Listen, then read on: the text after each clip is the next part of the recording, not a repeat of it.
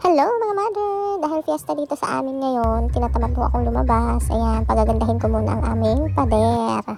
Happy Fiesta San Guillermo Itaas! Yay! Lahat ng mga taga San Guillermo, Happy Fiesta po sa Itaas. Actually, kaya ako tinatamad mga mother at nakaisip na lang na maggupit-gupit ng mga letrato at mga magdikit-dikit sa pader namin dahil ang sakit ng tiyan ko.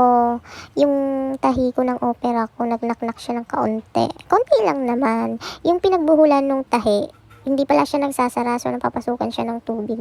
Ngayon ko lang siya napansin, kaya pala isang buwan na, masakit pa rin hanggang ngayon. Pero sa dulong party lang naman ng tiyan ko, yung ang may pinagbuhulan lang ng tahi niya, yung pala hindi siya nasasara. Siguro kapag ka nagagalaw, kaya pala pag naupo, pag natayo, ganun, medyo masakit, iyan na pala yun, na may tubig na siguro na pumasok doon sa loob. Tsaka may nana na siya.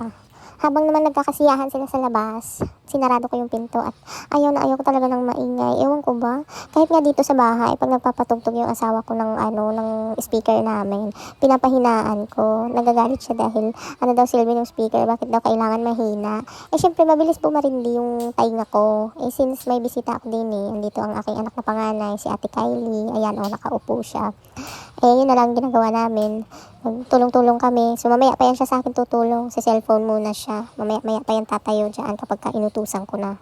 Wala akong recipe ng 2 araw kasi alam niyo naman, fiesta. Syempre, may naghatid ng ulam. Hoy! Thank you pala, Ate Weng, sa paghatid ng ulam dito sa bahay. Ang sarap ng luto mo. So, yung ulam na yon iinabot pa hanggang kinabukasan. Kaya hindi ako naggayak magluto ng Syempre, alam niyo naman, tipid-tipid dito sa Maynila. Pag hindi ka marunong magtipid, naku, wala ka nang kakainin sa susunod na bukas.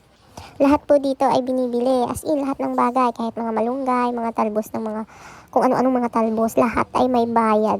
Kaya nga minsan iniisip ko, mas gusto ko na lang tumira sa probinsya kasi nga doon kahit papano pwede ka magtanim-tanim, 'di ba? Less sa gastos tapos fresh pa yung mga ulam. Kaso naman sa atin sa probinsya, aminin naman natin o hindi, wala namang masyadong libre ang education. Dito naman libre sila tapos sila pa yung may allowance. Kaya kahit papano, medyo maluwag-luwag din ang pag-aaral ng mga bata dito. Kasi maraming scholarship, kahit hindi ka matalino, magkakaroon ka ng scholar. Sa atin dyan sa probinsya, pagkakamatalino ka lang, iyon ka may scholarship. Pag bumaba ka ng ganitong grade, ganyan, nawawala ang scholarship mo. Dito ho sa Maynila, lalong-lalo na dito sa Muntinlupa, lahat po merong allowance. Lahat ng estudyante, matalino ka man o hindi. Basta ikaw ay nag-aral, ikaw ay nakapag-register sa school, ay ayun, meron kang makukuhang scholarship kahit papaano.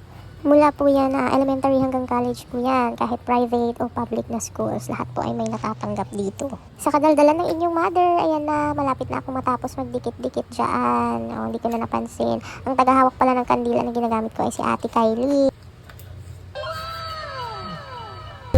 Tara!